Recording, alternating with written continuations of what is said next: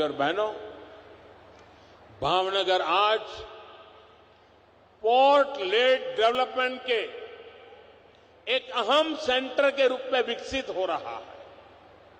इस पोर्ट की देश भर के अलग अलग औद्योगिक क्षेत्रों के साथ मल्टी मॉडल कनेक्टिविटी सुनिश्चित होगी। मालगाड़ियों के लिए अलग से जो ट्रैक बिछाया जा रहा है, उससे भी ये पोर्ट जुड़ेगा और दूसरे हाईवे, रेलवे नेटवर्क से भी बेहतर कनेक्टिविटी होगी। पीएम गति शक्ति नेशनल मास्टर प्लान ये कनेक्टिविटी की परियोजनाओं को और नया बल देने वाली है। यानी भावनगर का ये पोर्ट आत्मनिर्भर भारत के निर्माण में बड़ी भूमिका निभाएगा और रोजगार के सैकड़ों नए अवसर यहां बनेंगे। यहां भंडारण, ट्रांसपोर्टेशन और लॉजिस्टिक्स से जुड़े व्यापार कारोबार का विस्तार होने वाला है।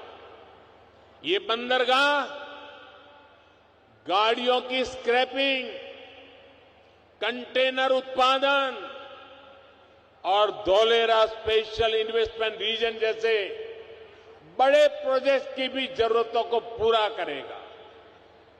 इससे यहां नए रोजगार बनेंगे, स्वरोजगार की संभावनाएं बनेगी। साथियों, अलंग को दुनिया के बड़े शिप ब्रेकिंग यार्ड में से एक के लिए जाना जाता है। शायद ही कोई ऐसा हो जिसको अलंग का पता न हो। केंद्र सरकार ने जो नई व्हीकल स्क्रैपिंग पॉलिसी यानी पुरानी गाड़ियों को स्क्रैप करने के लिए जो नीति बनाई है, वो जब लागू होगी, मैं साथियों दावे से कहता हूं, पूरे हिंदुस्तान में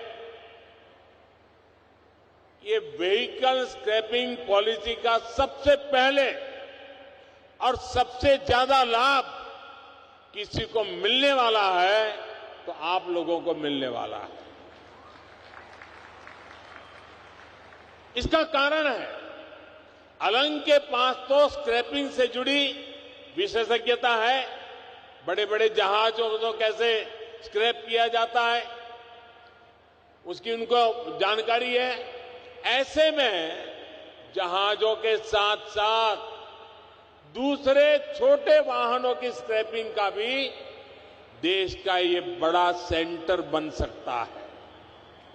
भावनगर के मेरे होनहार उद्यमियों को मुझे ये याद दिलाने की जरूरत नहीं है कि वो विदेशों से भी ये छोटी छोटी गाड़ियां लाकर उन्हें यहां स्क्रैप करने का काम भी शुरू कर देंगे।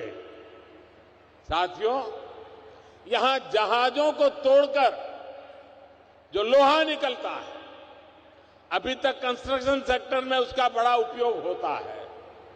हाल ही में हमने देखा है कि कंटेनरों के लिए किसी एक ही देश पर अति निर्भरता से कितना बड़ा संकट खड़ा हो सकता है। भावनगर के लिए ये भी एक नया अवसर है और बड़ा अवसर है। एक तरफ वैश्विक व्यापार में भारत की हिस्सेदारी बढ़ रही है और दूसरी तरफ दुनिया भी कंटेनर्स के मामले में भरोसेमंद सप्लायर की तलाश में है।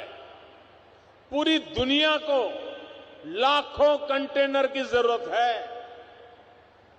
भावनगर में बनने वाले कंटेनर आत्मनिर्भर।